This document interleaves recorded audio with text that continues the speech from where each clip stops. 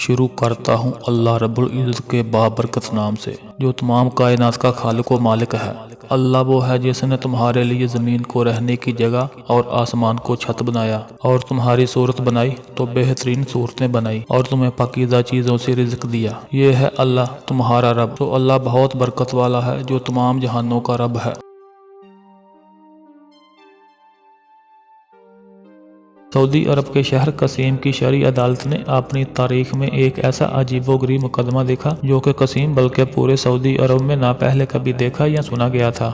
आए रोज हम खानदानी इख्तलाफात, कतई रहमी और अनाज की बेंत चढ़ने वाले अफसोसनाक वाक़यात और दिलों को लर्जा देने वाले वाक़यात पढ़ते, सुनते और देखते ही रहते हैं, मगर सिला रहमी की बुनियाद बनने वाले इस मुकदमा की तफसील सुनिए और इस वाक़या को कसवटी बनाकर अपने आप को या अपने गिरदो नवा में वकूअ पज़ीर हालात और वाक़यात को परखिए। उस शख्स का नाम हिज़ान अल फहीदी है। ये बरीदा से 90 किलोमीटर के फासले पर वाक़या एक गांव का रहने वाला है। कसीम की शरई अदालत में जैसे ही फैसला उसके खिलाफ गया तो उसने रो रो कर अपनी दाढ़ी को आंसुओं से तरबतर किया ही, मगर उसको देखने वाले लोग भी रो पड़े। आखिर किस बात पर ये ज़ारो-कतार रोना और गश पड़ जाना? औलाद की बेरुखी, खानदानी ज़मीन से बेदखली।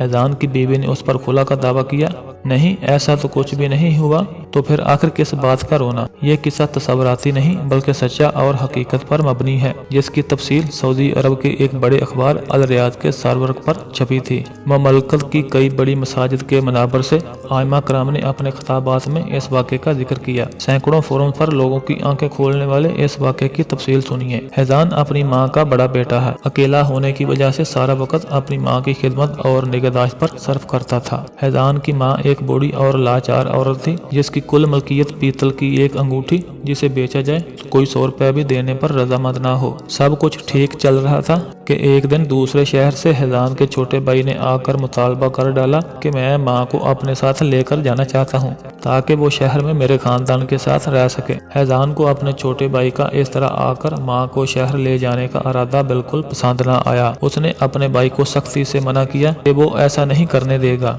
अभी भी उसके अंदर इतनी हिम्मत, सकत और इस्तात है कि वो माँ की मुकम्मल देखभाल और खिदमत कर सकता है। दोनों भाइयों के दरमियान तू तकरार ज्यादा बढ़ी तो उन्होंने मामला अदालत में ले जाने का फैसला किया, मगर मामला अदालत में जाकर भी यूं का त्यों ही रहा। दोनों भाई अपने मौक़िफ़ से दस्तबरदार होने पर रजामंद नहीं होते थे और अदालत पेशियों पर पेशियां देती रही ताकि वो दोनों किसी हतमी नतीजे पर पहुंच सकें, मगर ये सब कुछ बेसूद रहा। मुकदमे की तवालत से तंग आकर काजी ने आइंदा पेशी पर दोनों को अपनी माँ को साथ लेकर आने को कहा ताकि वो उनकी माँ से ही राय ले सके कि वो किसके साथ रहना ज्यादा पसंद करेगी। अगली पेशी पर ये दोनों भाई अपनी माँ को साथ लेकर आए। उनकी माँ क्या थी, महज हड्डियों का एक ढांचा। बुढ़िया का वजन 20 किलो भी नहीं बनता था। काजी ने बुढ़िया से पूछा कि क्या वो जानती है कि उसके दोनों बेटों के दरमियान उसकी खिदमत और निगहदाश्त के लिए तनाज़ा चल रहा है। दोनों चाहते हैं कि वो उसे अपने पास रखें। ऐसी सूरत हाल में वो किसके पास जाकर रहना ज्यादा पसंद करेगी? बुढ़िया ने कहा, हाँ मैं जानती हूँ, मगर मेरे लिए किसी एक के साथ जाकर रहने का फैसला बहुत मुश्किल है। अगर हिज़ान मेरी एक आंख की मानद है तो उसका छोटा भाई मेरी दूसरी आंख है। काजी ने मामले को खत्म करने की खातिर हिज़ान के छोटे भाई की मादी और माली हालत को मद्देनजर रखते हुए मुकदमे का फैसला उसके हक में कर दिया। तो ये वजह थी हिज़ान के इस तरह दाड़े मारकर रोने की। कितने कीमती थे हिज़ान के आंसू, हसरत के आंसू, कि वो अपनी माँ की खिदमत करने पर कादर क्यों नहीं माना गया। इतना उम्र सीधा होने के बावजूद भी माँ की खिदमत करने की सादत हासिल करने के लिए जद्दोजहद करता रहा। शायद बात हिज़ान की नहीं, बात तो उन वालिदैन की है जिन्होंने हिज़ान जैसे लोगों की तरबियत की और उन्हें वालिदैन की अहमियत और अजमत का दर्स दिया। MTS उर्दू को सब्सक्राइब कीजिए, बेल नोटिफिकेशन को ऑन कीजिए।